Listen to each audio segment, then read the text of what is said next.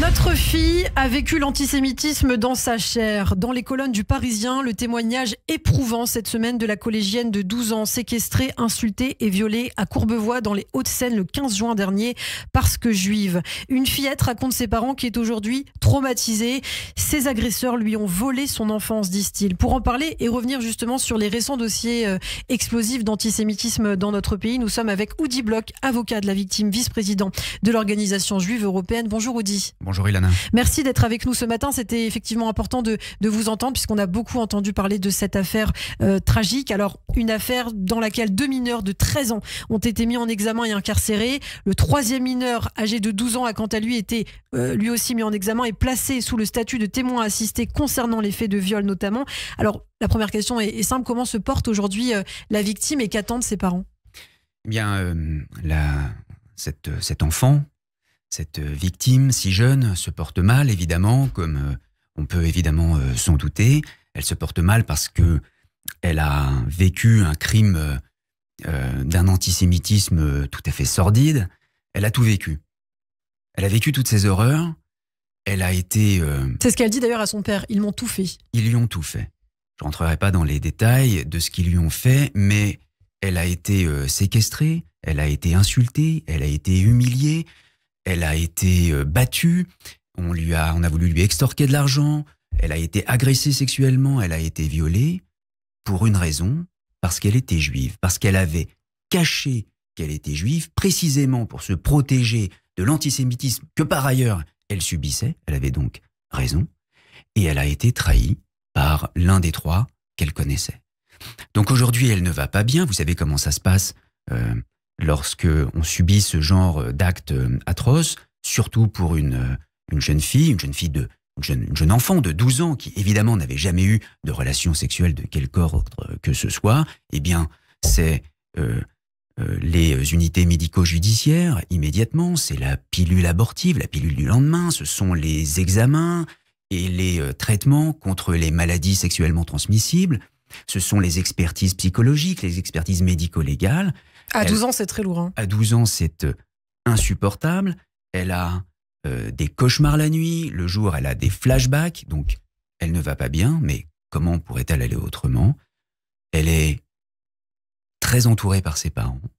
Je dois dire que cette jeune fille, cet enfant, a été très courageuse, puisqu'en sortant de ce qu'elle a vécu, elle a couru chez elle et elle a eu le courage de tout raconter, de surmonter la honte qu'elle ne devrait pas ressentir parce que c'est une victime et il n'y en a qu'une, c'est elle.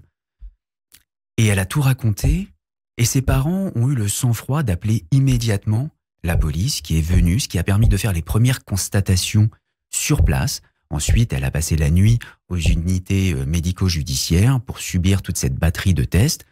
Aujourd'hui, l'heure est à la protection de cet enfant. Elle n'est plus scolarisée, j'imagine. Elle n'est plus scolarisée, évidemment, jusqu'à la fin de l'année scolaire, qui arrive très prochainement. Et donc, l'heure est à la reconstruction au calme.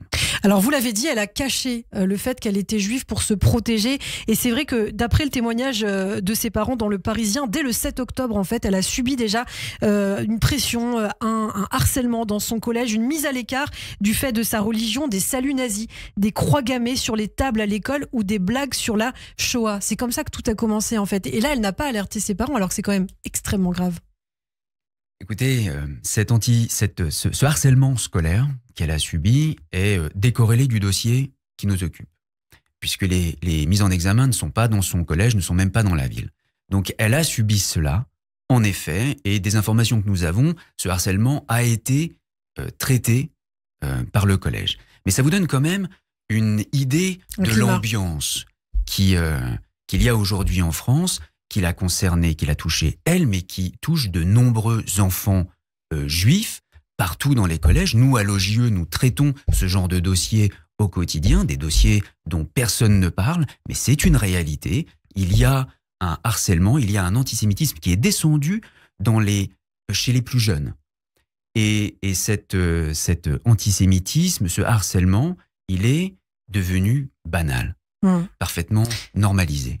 Ça touche les plus jeunes, mais alors, selon vous, qu'est-ce qui est à mettre en cause? Puisque c'est vrai qu'on a beaucoup insisté sur le fait que les agresseurs étaient mineurs, seulement 13, 14 ans. Est-ce que ce sont les parents qui sont à mettre en cause? Est-ce que c'est la société? Est-ce que c'est l'école? Selon vous, qui est responsable? Il y a une responsabilité collective. Il y a la responsabilité individuelle des mises en examen, de ceux qui ont commis ces actes atroces. Et puis, il y a la responsabilité collective de l'éducation. Il y a des failles béantes dans l'éducation pour en arriver là. Il y a la responsabilité collective de cet antisémitisme qui n'est pas traité. Il y a les réseaux sociaux. Lorsqu'il y a des flots de haine qui sont déversés en continu sur les réseaux sociaux, qui sont devenus une véritable poubelle dans laquelle on trouve toute la haine anti-juive, sans limite, sans tabou, sans modération, souvent sans modérateur, eh bien cette parole anti-juive se banalise. Et elle se banalise aussi parce que elle est d'une certaine façon légitimée par les discours de haine que l'on entend dans la rue, dans les médias. Nous avons eu une campagne électorale pour les européennes. Toute une partie de l'échiquier politique a fait sa campagne pour les européennes sur Gaza, a fait d'Israël le responsable de tous les maux. Un État génocidaire, un État d'apartheid, un État qui fait de l'épuration ethnique, un État qui organise une famine qui n'existe pas à Gaza. Toute cette haine se banalise, se normalise au point qu'elle descend petit à petit chez les plus jeunes. Quel est ce monde dans lequel des adolescents de 12 et 13 ans vont aller punir une petite fille juive parce qu'elle est juive? Alors justement, il y a aussi l'influence peut-être de l'islam radical. L'expédition punitive consistait à venir massacrer une personne parce qu'elle est juive, et la mère explique dans cette interview qu'il y a un mimétisme entre les actes perpétrés par les terroristes du Hamas dans les kibboutz le 7 octobre et ce qu'a subi sa fille. Est-ce que vous aussi, vous voyez des similitudes? Écoutez, nous les voyons, les similitudes. Lorsque il y a les faits et puis il y a l'ensemble. Lorsque on vous dit pendant cette campagne électorale sur les réseaux sociaux que le Hamas est un mouvement de résistance et pas un mouvement terroriste, ça veut dire quoi un mouvement de résistance? Quand on résiste, c'est qu'on fait quelque chose de bien. Donc si le Hamas tue et viole et qu'il résiste, c'est qu'il fait quelque chose de bien. Donc cela n'est pas cela ne fait pas un lien direct, mais cela se diffuse dans la société, cela s'imprègne dans les esprits les plus faibles, les plus jeunes, les plus mal structurés. Lorsque l'on retrouve dans la presse, qui semble bien informée, l'information selon laquelle il y aurait dans le téléphone portable de l'un des agresseurs un drapeau israélien en flammes, lorsque ce qui a motivé le calvaire qu'a subi cette petite fille, c'est qu'elle était juive. Si elle était juive, c'est qu'elle était nécessairement pro-israélienne. Si elle est pro-israélienne, c'est qu'elle est contre la Palestine. Si on lui reproche d'être contre la Palestine pour lui faire subir cela, alors que la seule chose qu'elle ait dite pendant son calvaire même, c'est que elle était pour la paix, elle était pour personne, elle était contre personne, elle était pour la paix. Elle a 12 ans. Ouais, elle a 12 ans. Lorsque l'on motive des crimes atroces par cela, lorsque, semble-t-il, une partie des viols qu'elle a subis a été filmée par les agresseurs, eh bien, on ne peut pas ne pas voir un mimétisme avec ce qu'ont subi les Israéliens et les Israéliennes dans les kibboutz le 7 octobre 2023 par le Hamas. Effectivement, il y avait de la part de ces agresseurs l'envie très claire, je cite encore la maman, de la détruire et de faire de sa vie un calvaire. Alors vous parlez des responsabilités politiques dans cette campagne des européennes, maintenant des législatives, et puis il y a aussi tout ce qu'on peut lire sur les réseaux sociaux, effectivement, et vous avez obtenu des victoires à l'OJE, notamment concernant, alors il y a beaucoup d'affaires, mais ce conseiller de l'opposition à Grand Charmont, c'est près de la frontière suisse, Ismaël Bouchekada, qui a tenu des propos homophobes, qui a aussi été condamné pour apologie du terrorisme. Et puis il y a aussi ces condamnations contre l'imam de Beaucaire, près de Nîmes. Il y a énormément d'affaires en fait où on parle d'apologie du terrorisme. Oui, depuis le 7 octobre, c'est la nouvelle mode. Il y a la provocation à la haine antisémite classique que nous traitons depuis 10 ans à l'OJE devant les tribunaux correctionnels a petit été remplacée par cette apologie du terrorisme. Et ça, c'est l'illustration que l'antisionisme est un antisémitisme. On va chercher la situation en Israël, à Gaza, pour viser la communauté juive en France. Je voudrais rendre hommage à tous les avocats de l'OJE qui sont allés plaider à Nice, à Avignon, à Lille, à Paris. En ce moment, nous sommes pratiquement toutes les semaines devant les juridictions de France pour plaider contre l'antisémitisme, contre l'apologie du terrorisme, parce que nous savons ce qui se passe. Et ça fait 10 ans que nous le plaidons devant les tribunaux. Après, les paroles viennent les actes, les passages à l'acte, les passages à l'acte violents, les passages à l'acte criminel. Nous le plaidons depuis 10 ans. Et parfois, on nous regarde dans les juridictions avec un air de dire « Non, mais c'est pas si grave que ça. Ce ne sont que des mots. » Les mots tuent, les mots blessent, les mots violent. Et c'est ça qui se passe. Aujourd'hui, il y a eu ce passage à l'acte. Et surtout quand ils viennent de personnes connues, on l'a vu récemment avec l'influenceuse Poupette Kenza qui est suivie par plus de 2 millions de personnes et en majorité des mineurs, ou encore par ce footballeur Youssef Attal qui avait partagé une vidéo antisémite sur Instagram. Tout ça est à la portée des plus jeunes aussi. Oui, parce que ce sont les réseaux sociaux.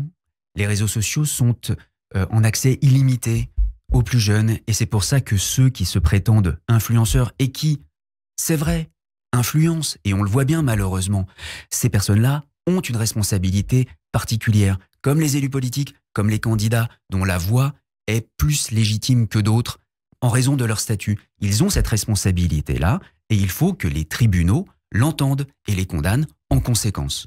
Alors une dernière question, Oudi, il nous reste très peu de temps concernant, pour revenir à cette affaire de Courbevoie concernant les mineurs qui ont été mis en examen et incarcérés. Comment ça va se passer pour eux? Ils vont être condamnés, ils peuvent aller en prison de manière définitive. Comment ça se passe quand on est mineur? Alors quand on est mineur, dans le cas qui nous occupe, il y a deux cas séparés. Il y a celui qui a moins de 13 ans. Celui qui a moins de 13 ans bénéficie de ce que l'on appelle par la loi une présomption de non-discernement. La loi estime qu'en dessous de 13 ans, on n'a pas la capacité, la lucidité, le recul nécessaire pour comprendre ce que l'on a fait. Et dans ce cas-là, si le juge décide qu'en effet il n'avait pas de discernement, alors ça s'arrête pour lui. Il n'y aura rien. Pas de mesure éducative, pas de sanction, pas de peine, rien du tout. Cette présomption de non-discernement n'est pas irréfragable. Ça veut dire qu'on peut la renverser en fonction des éléments qu'on trouvera au dossier sur sa capacité à comprendre. Et dans ce cas-là, il sera poursuivi, mais les mesures qui seront prises contre lui seront des mesures éducatives uniquement. Pour ceux qui ont 13 ans, alors ils peuvent être poursuivis, mais eux bénéficient de droits, d'une atténuation de la responsabilité pénale, ce qui signifie que les peines de prison qui pourront être données par les juges ne pourront atteindre que la moitié du maximal prévu pour les adultes, pour les majeurs. Eh bien, merci beaucoup, Oudi Bloch, pour ces précisions. On continuera à suivre, évidemment, les développements autour de cette affaire et on pense très fort à cette jeune fille et à ses parents ce matin. Merci, Oudi, et à très bientôt. Merci, Lana.